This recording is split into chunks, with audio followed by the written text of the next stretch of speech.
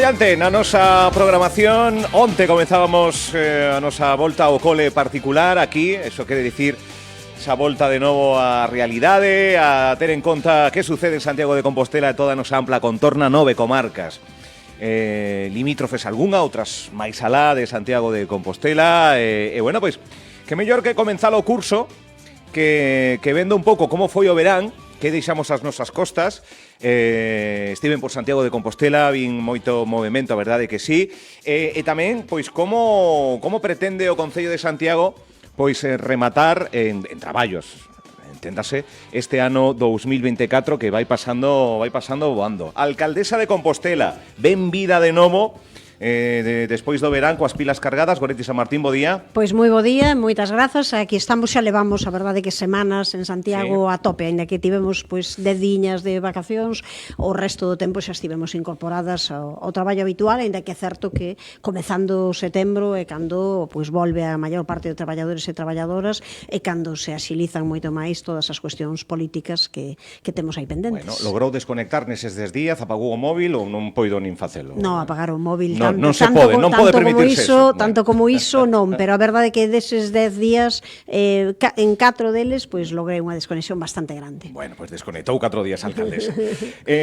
Como foi o verán, alcaldesa? Que datos temos? Como foi tamén esa implantación deses equipos que van transitando pola zona bella, falando e dicindo cousas de sentido común, pero temos que chegar a ese punto. Como foi o verán? Pois eu creo que foi un verán bo, onde houbo pois moita actividade, con presenza de moitas persoas que nos visitaron, e con esa campaña que nos quixemos lanzar para que persoas informadoras turísticas aínda hoxe están a pé de rúa, pois explicando a eses grupos numerosos que sobre todo veñen, como sabemos, na segunda quincena de agosto e en setembro, explicándolles que temos un patrimonio que temos que coidar, que temos que ser sensíveis con el, e podendo facer pois unha campaña que é necesaria de cuidado, de respeto, sobre todo para garantir o dereito ao descanso da veciñanza. Nós o que queremos é que Compostela sexa un bo lugar para vivir, que a xente de aquí poida ter todos os servizos, e tamén que a xente que reside, que está en Santiago pois todos os días, poida convivir de maneira equilibrada con esa xente que nos visita e que quere coñecer Santiago de Compostela, que lóxicamente é patrimonio da humanidade, e é normal que haxa pois moitas persoas que queiran acudir. A nós, de maneira especial, o que nos gusta é que a xente poida sair de andar únicamente pois nas rúas da contorna da catedral, que poidan ir visitar outros lugares, que poidan coñecer pois desde a Colexiata do Sar ao Castelo da Rocha, a coñecer os nosos parques, a saber que hai tamén zona verde, un impresionante rural en Compostela con moito patrimonio, é dicir, pero sobre todo, non, que pensen, non, que Santiago de Compostela é un lugar para pernoctar varios días, para estar aquí e para coñecer o mellor que ten Santiago, que sempre é a súa veciñanza. É un período estival sen taxa turística, pode ser xa no seguinte verán que se implante, antes, como está isto? A ver se a Xunta de Galicia quixese, eso xa podía estar nestes momentos, ao final non puido ser, porque nos dixeron que querían pois que fixésemos un informe novo e indo a unha pequena modificación a respecto do que nos presentamos xa o ano pasado, e fixemos ese novo informe, presentamos a Xunta de Galicia, comentounos pois que na primeira quincena de setembro que nos darían esa resposta, entón estamos a agardar, non, a esa resposta da Xunta de Galicia. Quedan 5 días. Queda pouco tempo, nós esperemos que se cumpra ese tempo e sobre todo que haxa, eu creo que polo menos esa opción positiva que eu polo menos observei, foi o que das conversas informais que tiven co presidente da Xunta a respecto da posibilidade de implantar algo que é un clamor social. En Santiago de Compostela todo o mundo vive en unha taxa turística, non hai ningún impedimento, por iso non vai deixar de vir xente, e máis as propias persoas que nos visitan ven o lóxico, saben que se está pagando en moitísimos lugares de Europa, do Estado, en Portugal, en cantidade de vilas pequenas e medias. Que se move polo mundo é lóxico. Entón, eu creo que as consecuencias derivadas de ter turismo en relacionado pois con producir máis lixo, con ter cuidado do patrimonio, con cuestións de seguranza, é lóxico tamén que as persoas que nos visitan contribúan a eso. Vostede, iniciando o curso, lanzou unha nota de prensa onde hai 3 pilares fundamentales do día a día e de como pretende rematar este primeiro ano este ano, non 2024. Pero onte a concelleira, nesa habitual trasladar aos medios de comunicación o que se fai no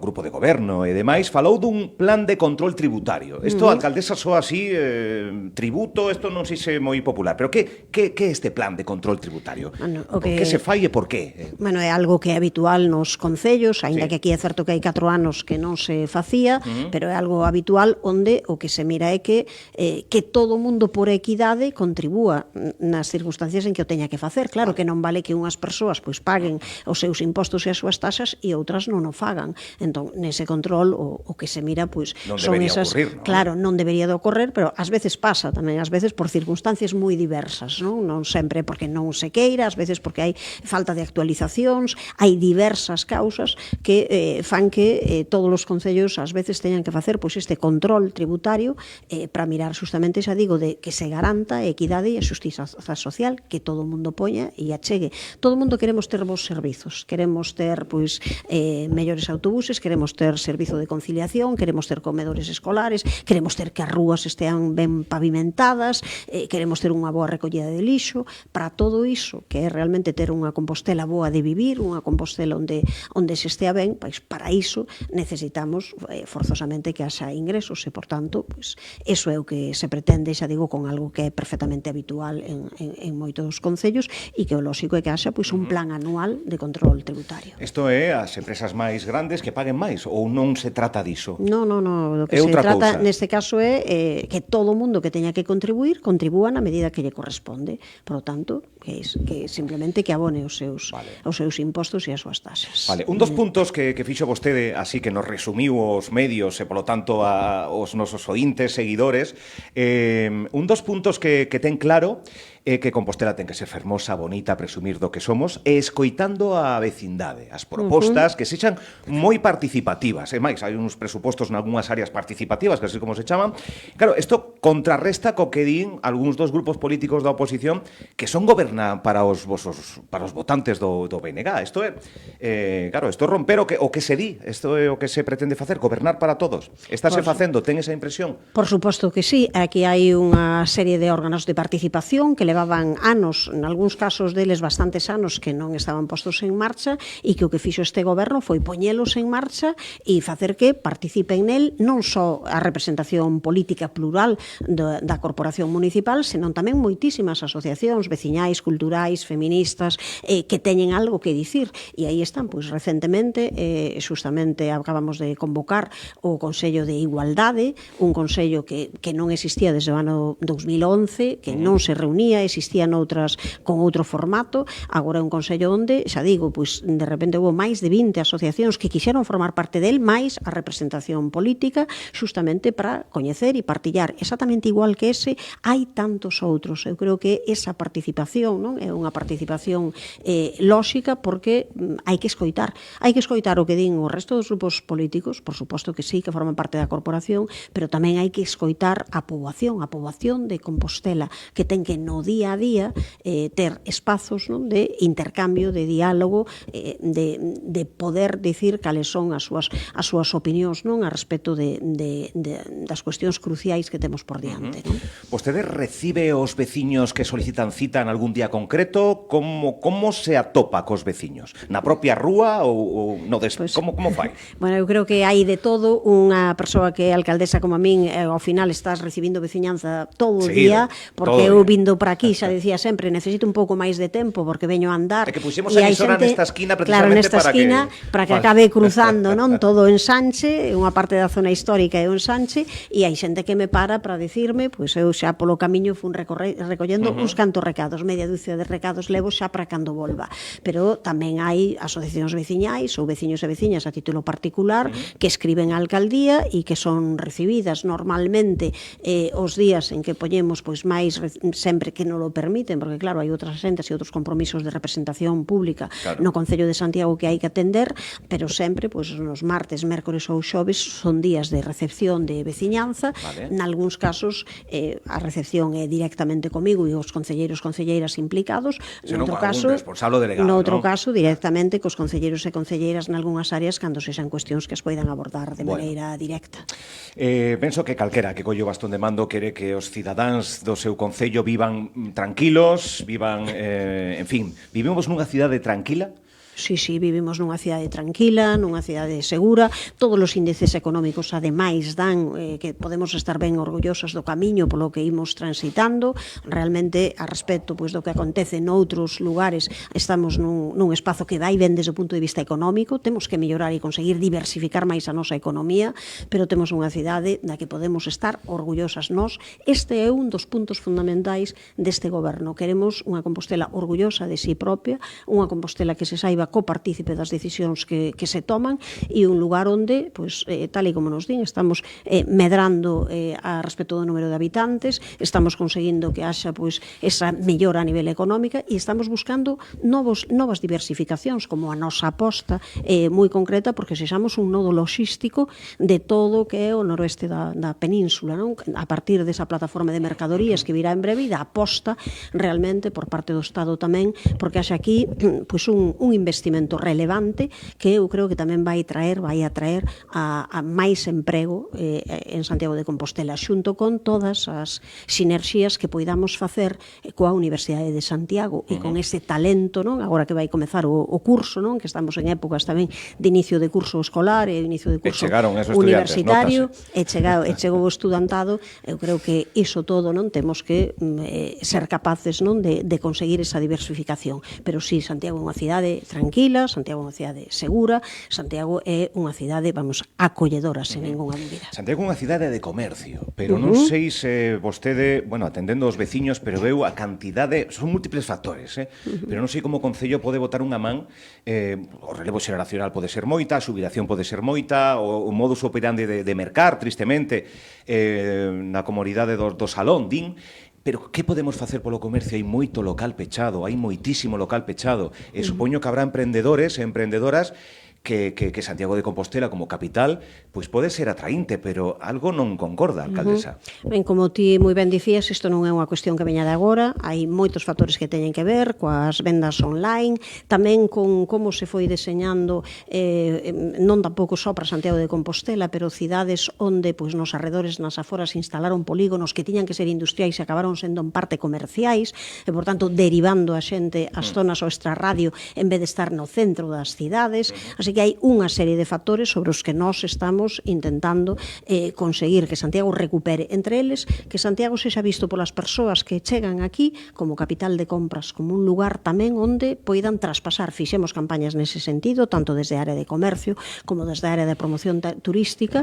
Estes informadores turísticos que decían, pois vayamos a visitar outros sitios, tamén vayamos a cruzar pois esa liña que ás veces parece que está na Senra e pasemos ao ensanche, coñezamos que tamén ten tradición, historia e que ten un riquísimo comercio.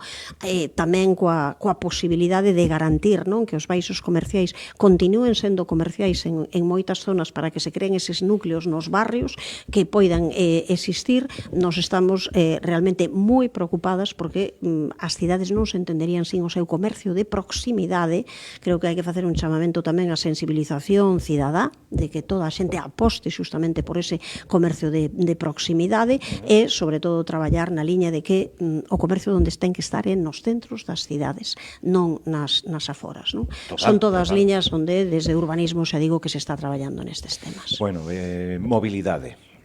Día sí, día tamén vemos a problemática que hai, un contrato ambicioso, un contrato potente, unha licitación pois que ten o seu traballo e que supoño que estará entre as prioridades junto con outras, pero a mobilidade tamén unha empresa, 40 coches de alquiler de aluguer eléctrico que se vai implantar en Santiago para moverse pola cidade dunha maneira sostible, de corta duración. Como ves esta implantación deste A ver, desta empresa. todo o que sexa realmente que aquí veñan empresas a ofrecer servizos que son servizos útiles, creando, xa digo, espazos onde non os hai, pois eu creo que ese pode ser unha moi boa idea, que a xente saiba que utiliza pois ese coche eléctrico. Para nós, a mobilidade temos que repensala toda en xeral. Por un lado temos, é certo, ese contrato de transporte que está en marcha, sigue os seus ritmos e os seus prazos, é un contrato que ten que ser moi garantista, porque a varios anos e é dunha cantidade moi importante de diñeiro e, por tanto, xa digo, vai pois dunha maneira que non sería pois todo rápido, non? Que algunhas persoas quereríamos, pero o certo é que vai cumprindo os seus ritmos, non? Para que o contrato de transporte sexa unha realidade con moitas melloras para o conxunto da poboación a respecto do que temos na actualidade. Pero tamén estamos repensando a mobilidade cando falamos de que imos facer ese concurso de ideas sobre o conector central da cidade, ese que vai pois despois da cidade histórica, justamente de todo o que lle chamamos a Amendua, e que percorre desde San Caetano até o Campo da Estrela. Toda esa zona que inclúe a Praza de Galiza vai sufrir unha transformación importante con ese concurso de ideas, onde desde o propio Concello marcaremos pois cales son as liñas de mobilidade que ten que haber para gañar en calidade urbana, para gañar espazos para a poboación sin ningunha dúbida e para conseguir que pois todo flúa mellor. Así que hai un repensar, reflexionar conxuntamente sobre todos os temas de mobilidade. Todos somos conductores, pero cidade e dos cidadáns, que a propia palabra o indica. Comeza o curso, pais e nais. Hai melloras nos centros, hai axudas para os pais e nais, para mercar algún tipo do Concello, existe esa liña, non?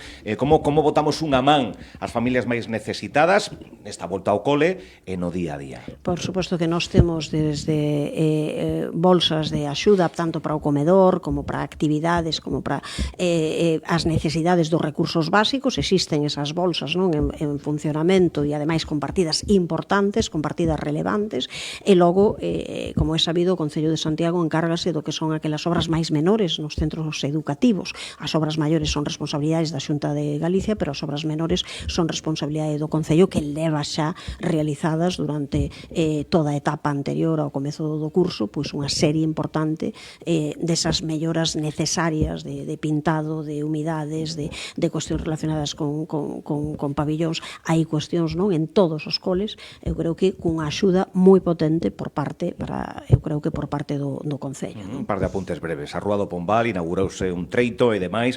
Algún critica un pouco a actuación do que se fixo, que pode ser perxudicial para os conductores, moi tallada, en fin. Toda a obra non está exenta de crítica, a do Pombal tampouco estivo. Bueno, o proxecto viña xa de antes, non? Digo, para algunha xente que fai críticas de proxectos que estaban con anterioridade, esa era a opción que desde o punto de vista técnico se pensaba mellor, desde unha perspectiva tamén de accesibilidade, de garantir, non, que todo o mundo teña as mesmas oportunidades, non, para ir, e xa digo que é unha cuestión técnica, non, quen decide como se fai unha obra. A nós, eu que quero poñer en valor é que esta obra está cumprindo prazos, está facendo que todo vaya no seu tempo, sabemos que, por suposto, sentimos as molestias que vai causar durante un tempo estar pechado, pero conseguimos abrir en prazo perfectamente para antes do inicio do curso, pois esa zona do Cruceiro do Gaio para poder permitir tamén que sexa mellor a circulación e a fluidez para toda a comunidade educativa. En todo caso, nos facemos un chamamento para que todas aquelas persoas que poidan ir en transporte colectivo ou que poidan ir andando que o fagan e que non se abuse, digamos, do vehículo particular, porque é certo que as obras sempre traen algunha molestia, pero estou segura de que o resultado final vai ser do agrado de todo o mundo. E xa derradeira, veremos a primeira pedra do parking do Chus antes de que remate o ano, e tamén algo que dixo aquí o concelleiro, que estaba nun período de proba esa zona ahora na contorna do Chus. Parece, non sei se funciona moi ben ou non, se pode haber unha retirada esa zona ahora. Bueno, o tema dos prazos do parking hai que preguntarlle á Xunta de Galicia, porque é ela quen se encarga dos temas da licitación, e lóxicamente estamos falando dunha actuación en que primeiro o que sae a licitación é o proxecto. Aínda está sen facer o proxecto dese parking. Que lento se fai todo na administración, alcaldesa. Neste caso é por parte, xa digo, é a Xunta de Galicia, pero todas as administracións requírese. Cando falamos de administracións públicas, falamos de diñeiro público e, por tanto, todo ten que levar unhas garantías e facerse seguindo uns determinados controis. Entón, nós o o que fixemos foi aprobar o protocolo para que esta actuación se inicie. Agora está nas mans da Xunta de Galicia pois acelerar todos os procesos para que teñamos o proxecto canto antes e poder poñer en marcha xa ese parking. A respecto da hora, bueno, o noso feedback, o que a xente nos está dicindo é que funciona ben, a xente que chegue, que poida ter un espazo, que poida aparcar, eu creo que é provisional, pero de momento polo menos as nosas sensacións e tamén falando coas asociacións veciñais, con persoal da lida contorna, é positiva. Pois nada, volvendo ao cole radiofónico tamén, polo menos en Radio Líder Santiago, a alcaldesa Goretti San Martín, a que lle agradezo a visita, que estaremos, como sempre, en conversación moi habitual para coñecer de primeira man o traballo, neste caso da alcaldesa, tamén do diferente grupo de goberno e, por suposto, da oposición. Graciñas, alcaldesa. Pois moitas grazas a vos e até a próxima. Graciñas.